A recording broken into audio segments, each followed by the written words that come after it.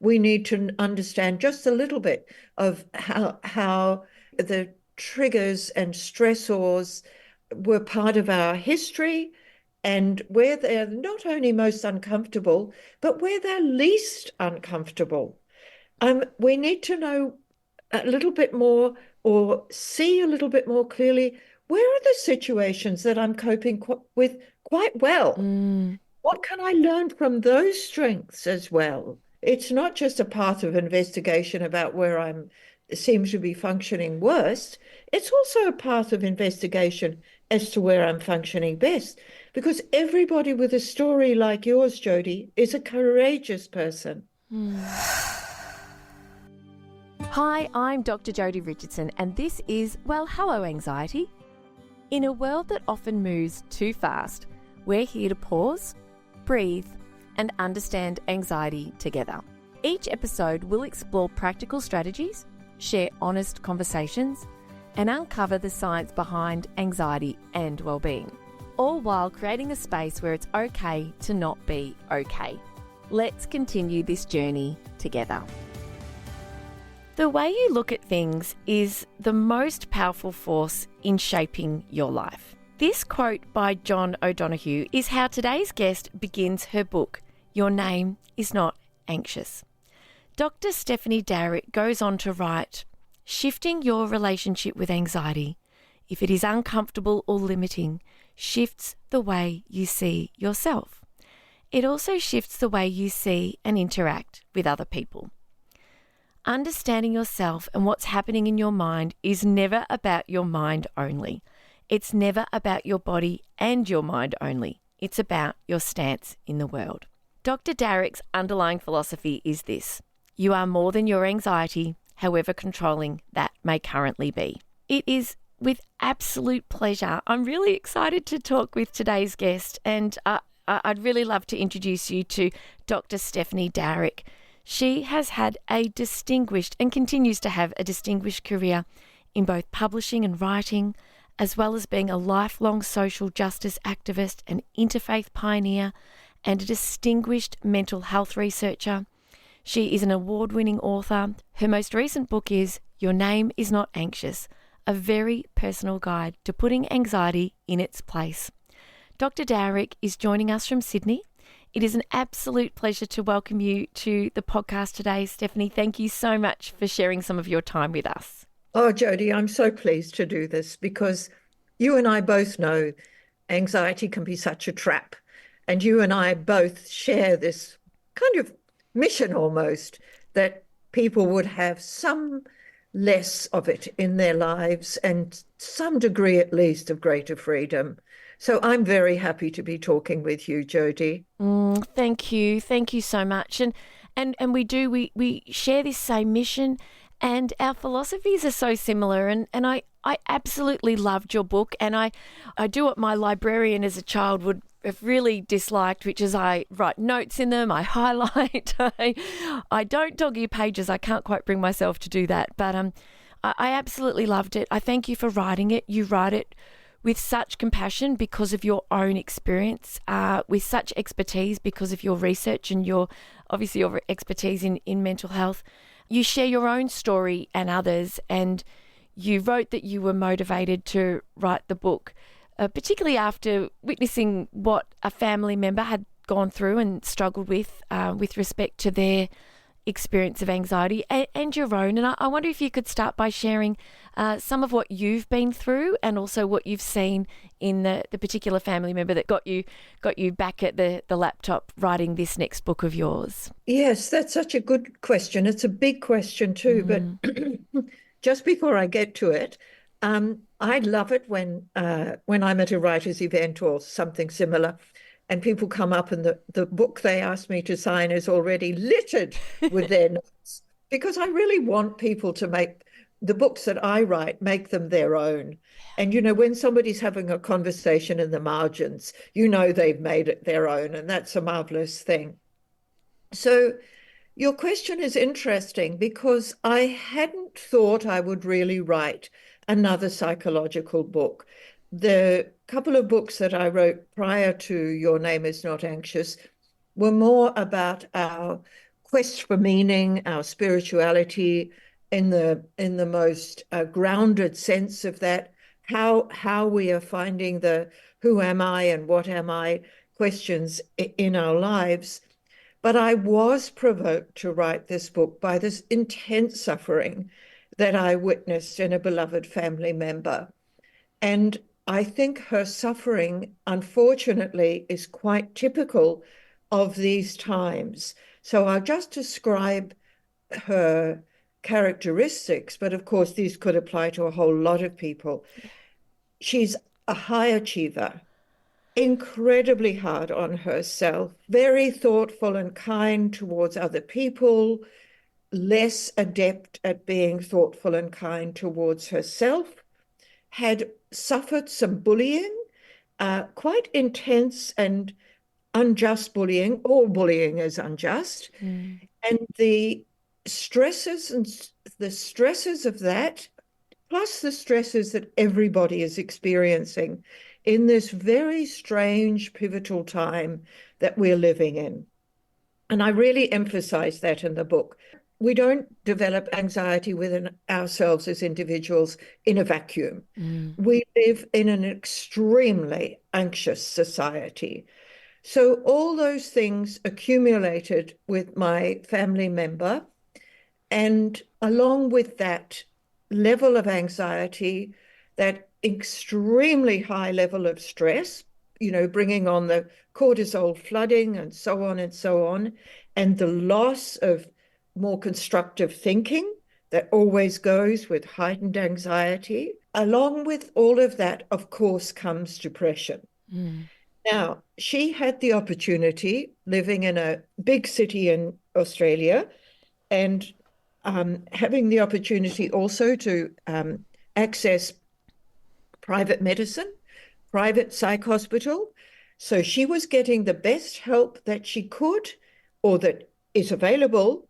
And it was, in my view, as a long-time mental health researcher and a former psychotherapist, I could see that it was inadequate. Now, that was very, very painful to realize because I was on the sidelines. She had an extremely caring psychiatrist and so on.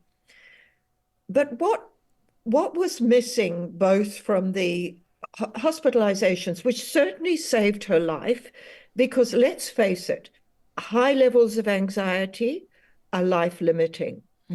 Extreme levels of anxiety are life-threatening.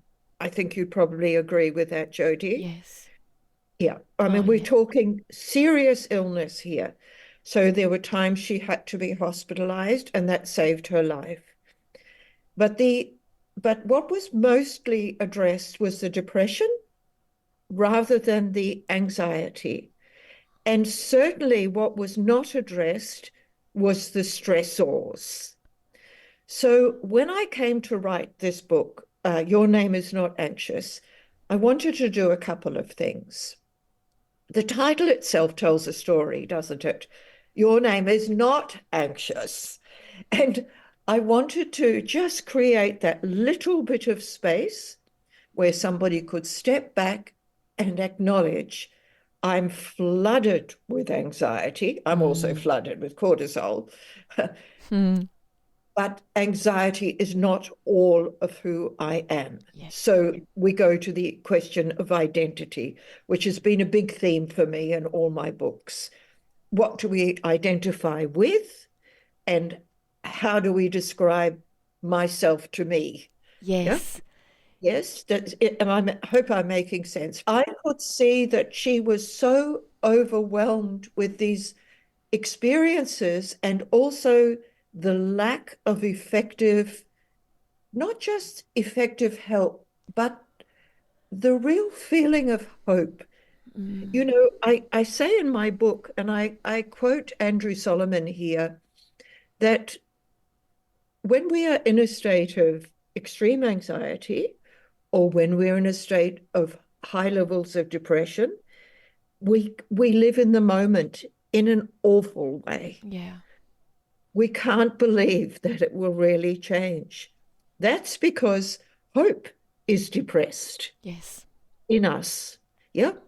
So what I was very keen to achieve, and then I found the research so fascinating because in the years since I've written a psychological book, we've had great insights from neuroscience and so on. So what I came to see was that unless someone gets the knowledge which is available, that first of all, they need to think about the stress in their lives, particularly the things they say impossible to change. Yes. Then they need to know exactly what's happening in the body. Mm. It's not enough just to go to CBT and think about your thoughts and blah, blah. Your thoughts are not functioning well when you're that unwell. They are not. And somebody telling you to think a bit more positively is just, it kind of insults you. Yeah. You just think, what does that person know or understand?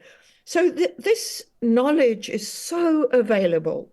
And so I want this book to be self-therapy, not self-help, acknowledging the stressors, knowing what's happening in the body, knowing how to calm and soothe the body already changes your thinking, or at least gives a little bit of a match to the candle of hope. Yes.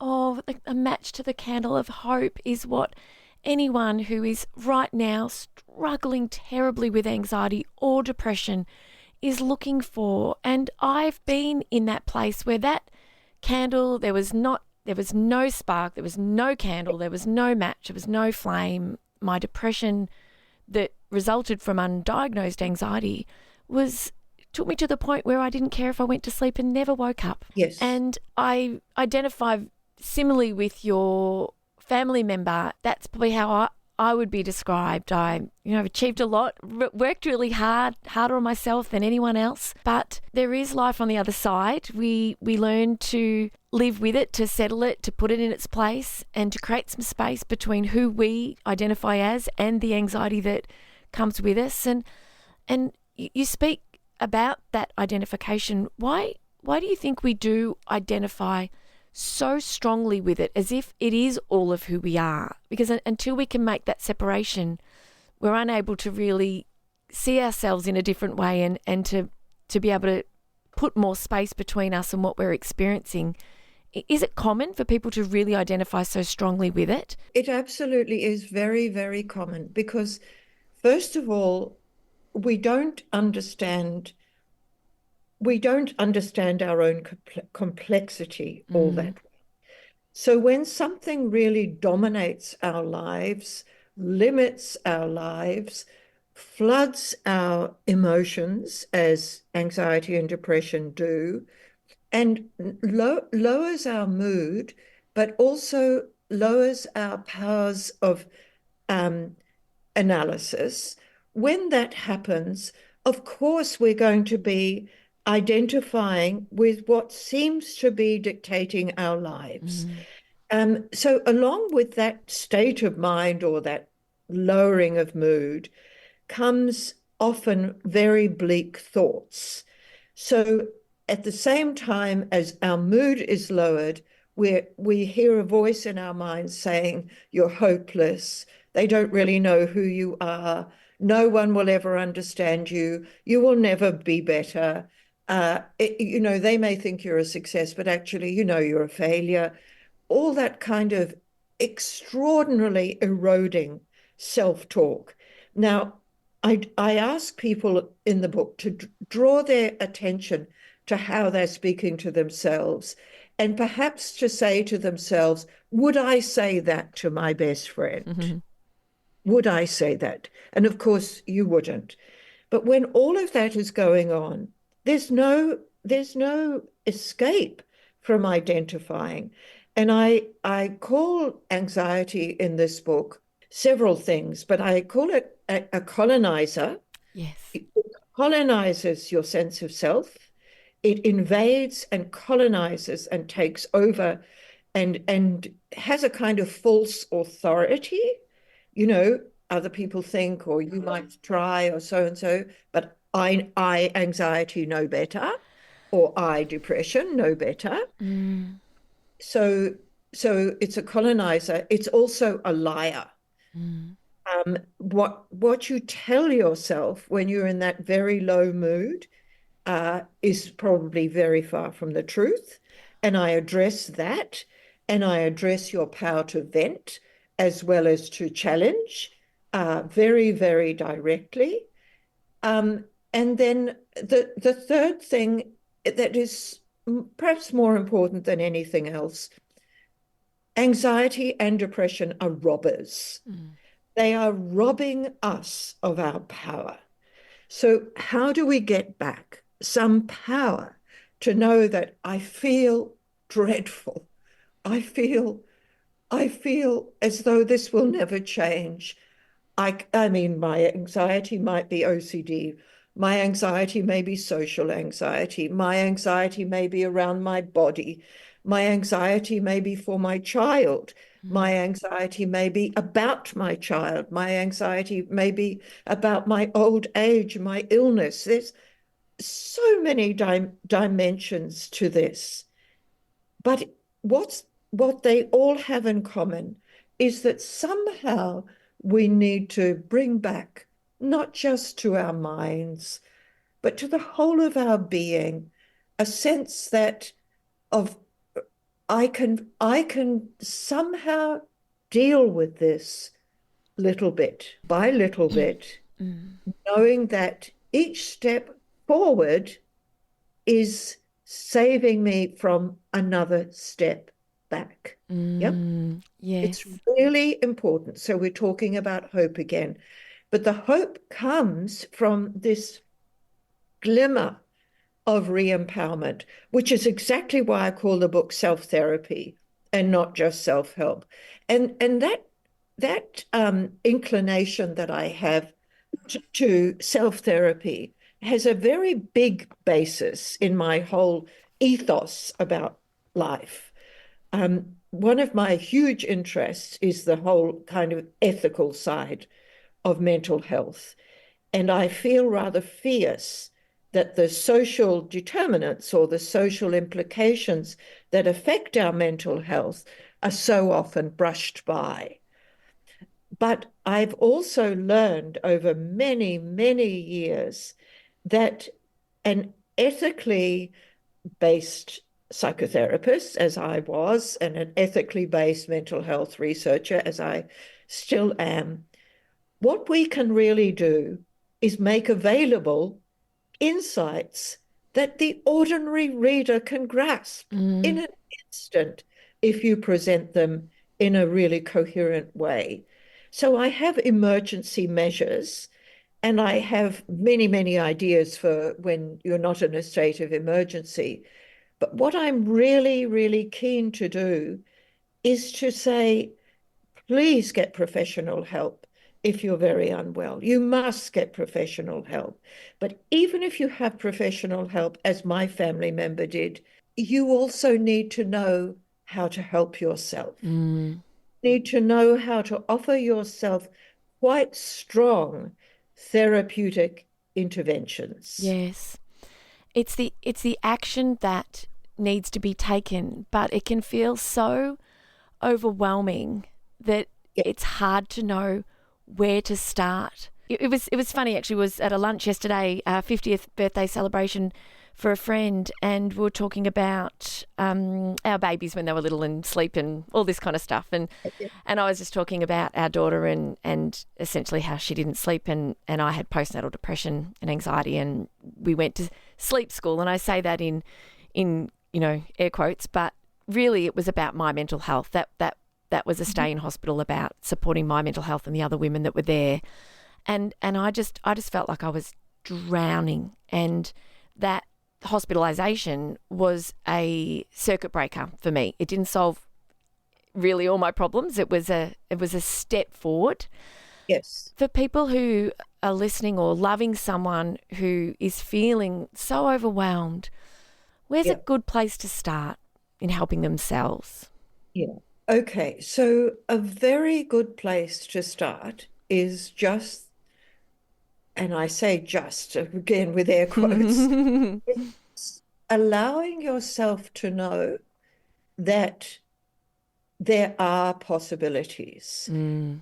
You may feel no one can understand you. You may feel that no one can help you. So I address exactly that.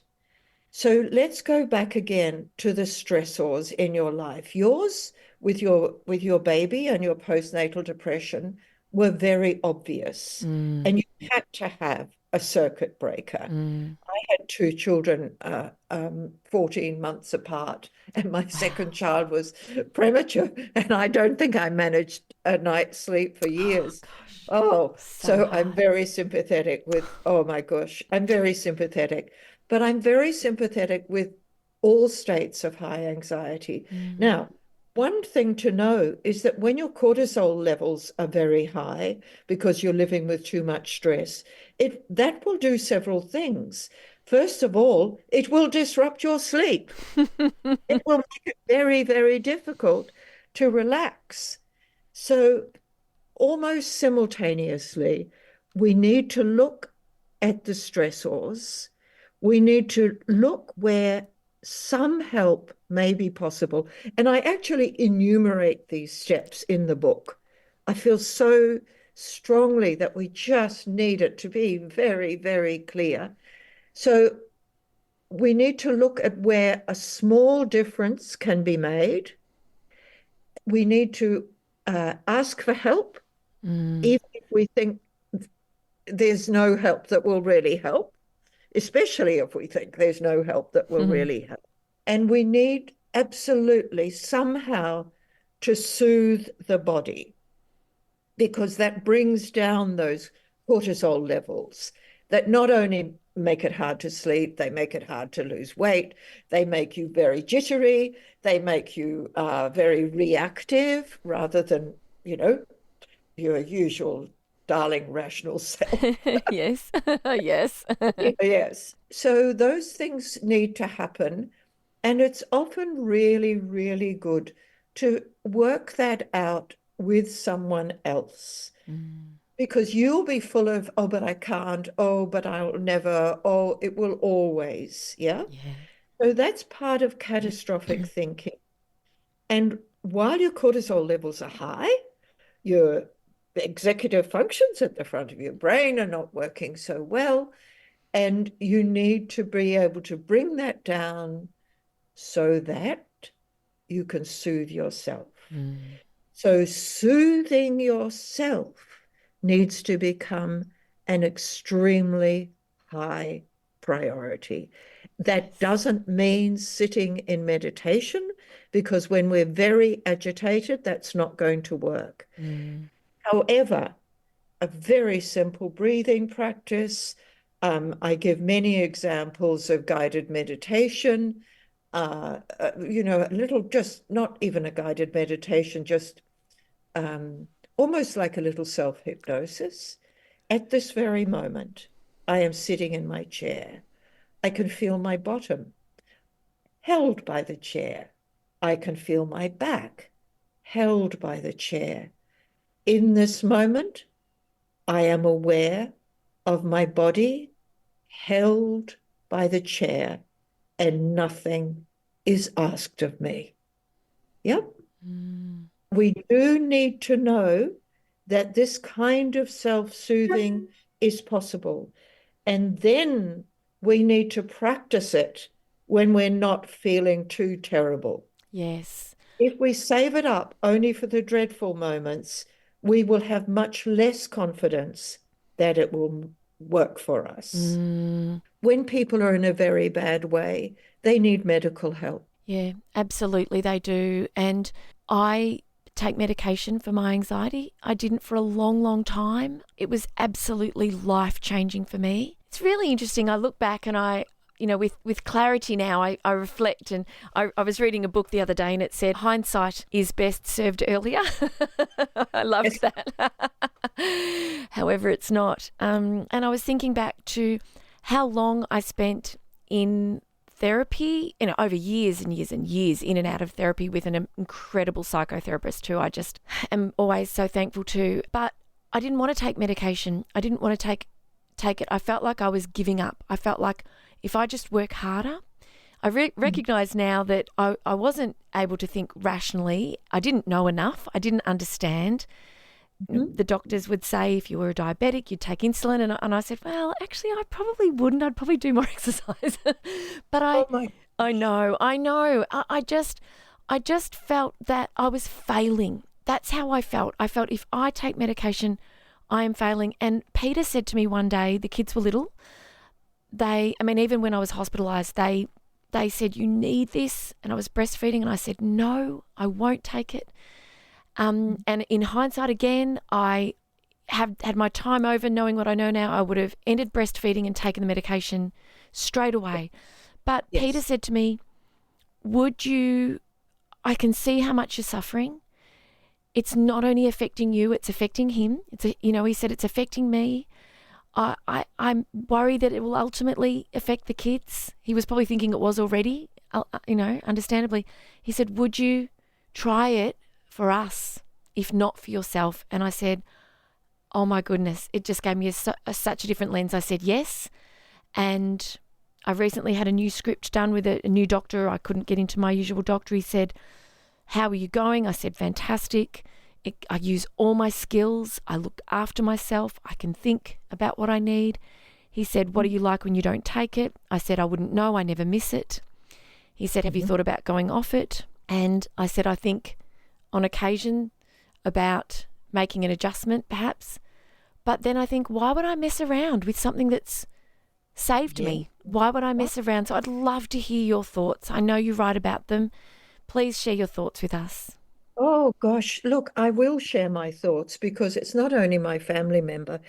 I've taken medication at different points, and I take it now largely for pain, but also for anxiety. And the shape of my anxiety, when I was younger, it was OCD-ish around locks, partly because I have this huge rescuer archetype living inside me, which may not surprise anybody who's read any of my books. And I think it was activated very much around my children. Was I taking proper care of them? Had I locked the door? Had I kept our home safe? Had I blah, blah, blah? And we know none of this is rational. Yeah. But it's very preoccupying. So not rational, very preoccupying. So I certainly took an antidepressant that was, particularly good for anxiety at that time. And actually, anxiety and depression are pretty co-joined twins, don't you think? Yes, Somebody who's very anxious, it has at least some mood fluctuation. And somebody who's depressed invariably has some degree of anxiety. So let's just assume them together. But some antidepressants are particularly good with anxiety. And I now live with chronic pain because I have had lots of stress fractures in my spine, which is pretty horrid. Yes. And so I take an antidepressant now, and I say it's for pain, but actually it's also really for anxiety, because if I have people around me who I'm particularly responsible for, or I feel a responsibility towards, family, friends, close friends, and also social situations in our world, which is a troubled world at the moment, I can feel the inadequacy of what I'm doing. And that's a kind of anxiety that is very erosive, actually, and disempowering. So I'm very much for that kind of conversation. I am very much for the kind of help that you can get. Sometimes it just takes the edge off enough to quieten your fears so that you can begin to think more coherently. Yeah. And you can begin to think more compassionately. and you can begin to think forward with that forward direction. I'm doing gestures, which of course listeners Yes. can't see, but never mind. You will hear it in my voice. And I do quote again Andrew Solomon, who is one of the best writers on depression. And in my book, Your Name is Not Anxious, I quote Andrew Solomon when people say, "Oh, are you still taking medication? But you seem fine." And he says, "I seem fine because I'm still taking my medication." That's the challenge is, and I've been there too, and many listeners may have as well. When I was diagnosed with depression, and I originally took antidepressants long before children, when in my mid-20s, when depression was the reason I went to seek help for my mental health. Once I felt good again, I thought I didn't need them. Yes. And I weaned myself off, only to find that, oopsies, okay, this problem is still here. And I set about on a mission for a long time to kind of understand and solve the problem. And anyway, the rest is history. But yes, it is. Very good that you raise this. It's very good that you raise this with such honesty. Why on earth should somebody be ashamed or uncomfortable by acknowledging that even to call it mental health is a furphy? I mean, our mind does not exist somewhere along the corridor from our body. So when I talk about soothing the body, what I'm trying to say is that body-mind is intricately connected. So it is connected to our digestive system. Lots of people with high anxiety, have IBS or they have, a whole lot of other autoimmune things and so on and so on. Or we can somatize. We can feel we've got headaches all the time, or our neck aches, or we have what are called butterflies in the stomach. So what we're doing in taking a medication, if it's properly prescribed, and that's critical, it has to be properly prescribed. It can't be recommended by your best friend. It can't be recommended by your psychologist. It needs to be medically prescribed, and it's just part of the picture. Yes. But again, can give you just that little bit of space so that you can come back into, I am a complex, interesting person. My name is not anxiety. That's right. That's right. I love that we've had a chance to talk about this, because it's something that's raised a lot. I might be speaking to a school community of parents at an event in an evening, and parents will approach me later and share how they themselves have felt really stigmatised or ashamed about their own journey with medication, or they're contemplating, supporting their child who's a teenager and is looking at making a decision around medication with the parent, with the GP, with the psychiatrist, and feeling really scared, really fearful about what does this mean? And there's this stigma, and and then there's talk that there's overprescription. I can't speak to that. Haven't looked at that research, but it is not the panacea. It is not the solver of all problems. It's part of a holistic approach. Yes. Some people need it, some people don't. It's very individual. Yes, it's very individual. What we also need, of course, is insight. And that's what my whole book is about, insight. Do you need more insight around this or that or this or that? We need insight. We need to know why our anxiety has this shape. We need to know why our anxiety affects us most in this situation. We need to understand just a little bit of how the triggers and stressors were part of our history, and where they're not only most uncomfortable, but where they're least uncomfortable. We need to know a little bit more, or see a little bit more clearly, where are the situations that I'm coping with quite well? What can I learn from those strengths as well? It's not just a path of investigation about where I seem to be functioning worst. It's also a path of investigation as to where I'm functioning best. Because everybody with a story like yours, Jodi, is a courageous person. Mm. Yours is a story of courage. Yours is a story of meaning. I can't say that with more heart than I'm doing. When I see how much courage it takes to stay alive and to get well or get a little bit weller when your mind is really not your best friend. Mm. I wrote that book for you. You wrote that book for me. Sorry. No, no. Um, you did, and it really speaks to me. And I guess I'm getting up. I'm asking myself now, where are these tears coming from? And I think it's really nice to hear someone say what you said to me, that it has taken a lot of courage, and it's taken reaching out for a lot of help, Yeah.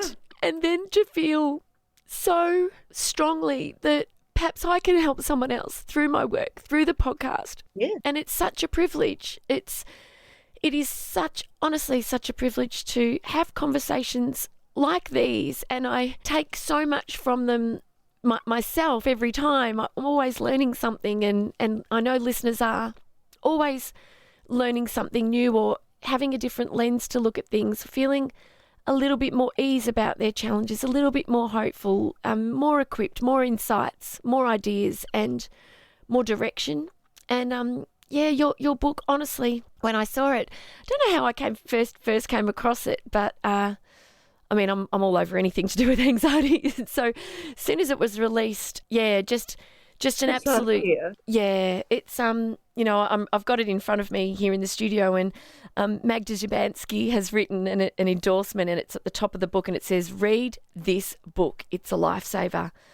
What you share also with other people, Jodi, is vulnerability. Mm. And I think that when we are prepared to share from that vulnerable place while also holding some semblance of hope that our vulnerability is not, and trust that our vulnerability is also what connects us to other people. So it's not, it's not like a scar. It's like well, it's almost like a superpower that we have acknowledged our vulnerability Mm. and that we are somehow, through a kind of alchemical process, we're also matching it to a strength. Yes, I do. I often feel I have what Brene Brown calls a vulnerability hangover. And I probably will after recording this. If me sharing more openly and sharing more vulnerably helps others to find that within themselves, or to feel like, oh, well, Jodi still struggles with this. This is still a huge part of her life, but everything Jodi's doing, Jodi's sharing, so I can maybe take a little bit of that and do that too. And not that I've got all the answers, I don't. But Yeah. every conversation like this shines more light and brings more new and different ways of looking at a really big challenge for so many of us. And I know that, this episode will stand out for so many because of what we've talked about and the way the conversation has evolved. Yes. Yes, because it's a real conversation that you and I have had, that comes in this present moment, but draws on our history, and that takes us forward. Yes. And it was the courage of my family member, which is where our conversation started, despite the horror. And, there were times when she didn't know if she had enough courage to stay alive. Mm. I take this very, very seriously. Mm. And even if somebody listening thinks, well, I'm not that bad, if our lives are limited by anxiety, or if the things we'd like to do are limited by, a social anxiety or a fear of what other people might say about us, or that we imagine we can read their thoughts, even though they haven't said what a hopeless person we are. That's surely what they're thinking. All those kind of dramas that we're familiar with. If that's in any way curtailing your freedom to be your complex, marvelous self, and then yeah, move forward Yes. Yes. lovingly, Yes. lovingly. Mm. and with a lot of kindness for ourselves, which is something that you shared. Absolutely. So much kindness and self-compassion, because we are complex, we are unique, life is messy. We're all juggling lots of different balls and lots of different, phases and stages of life, and the, ups and downs, and so no wonder it's hard. No wonder it's hard, but it's also wonderful. Yes. And when anxiety or depression deprives us of the wonderful, then we need to do something about it. Yes, absolutely we do. Yeah. Absolutely we do. Thank you very much, Jodi. Oh, thank you. Thank you, Stephanie, and please share. I'm so excited for you and for listeners in the United States, because Stephanie's book is being published and launching in the United States in January 2025 through St. Martin's Press. And so please put in a pre-order as soon as that's available. Keep an eye out for that publication in the United States. And of course, it's well and truly available here in Australia. And I really encourage you to jump online and have a look, because if you've even taken one little pearl of wisdom, which I know you will have taken many from this conversation, just wait till you get your hands on the book. It's one of those ones that you'll put by your bedside. You can read it from start to finish if you want, but you'll also pick it up and put it down. How can people connect with you online and read more of your work and your other books, and find you kind of out there on the www, please, Stephanie? All right. Well, that's easy. So my name is Stephanie. My name is not anxious. My name is Stephanie Dowrick, one word, .com. Easy. So I've got a website, stephaniedowrick.com, and you'll probably put this up, will you, Yes, Jodi? we will. Yes. And then I've also got a public Facebook page, which is, go to Stephanie Dowrick, and it's a public Facebook page. And I haven't been posting much there recently, but generally I'm a pretty good poster. Yes. And so I'm easily reached that way. And if people want to join the mailing list, of course, that's easily possible on my website. The book is Your Name Is Not Anxious, a very personal guide to putting anxiety in its place. Stephanie, it has been such a joy to spend this time with you. I'm very, very grateful. Thank you for your work. Thank you for your book. And thank you again for being such a support to me today, and for having a really authentic conversation about a really big challenge. Thank you, Jodi. It's been a delight to meet you. A delight. Thank you. Thank you for sharing this time with me on Well, Hello Anxiety. Remember, understanding anxiety is the first step to managing it. Until next time, be gentle with yourself. Take things one moment at a time. Focus on what you can control, and know that you are not alone on this journey. If you found value in today's episode, please share it with someone who might need to hear it too. I'm Dr. Jodi Richardson, and I'll meet you right back here next week.